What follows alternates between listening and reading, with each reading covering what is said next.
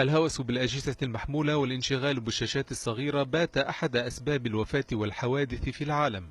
ففي الولايات المتحدة أشارت الدراسات إلى أن أكثر من ربع حوادث السير سببها الانشغال بالهواتف المحمولة، وبأن 70% من مقتني الهواتف الذكية يستخدمونها أثناء قيادتهم في الشوارع.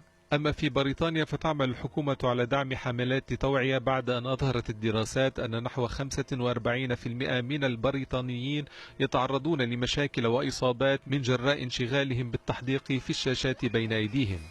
الحكومة اليابانية دقت منذ سنوات ناقوس الخطر مع تصاعد نسبة الأضرار البشرية والمادية من عام إلى عام بسبب هذا الهوس.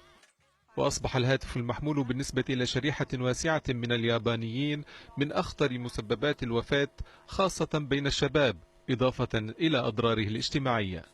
كثيرون يتنقلون وعيونهم لا تفارق شاشات هواتفهم، عند بعضهم هي جزء من حياتهم، وعند آخرين هي كل حياتهم. أكثر من ذلك، اجتاحت هذه الأجهزة وعالمها الرقمي كل مجالات حياتنا وتفاعلت معها، بما فيها الثقافي الذي توجس منها في البداية.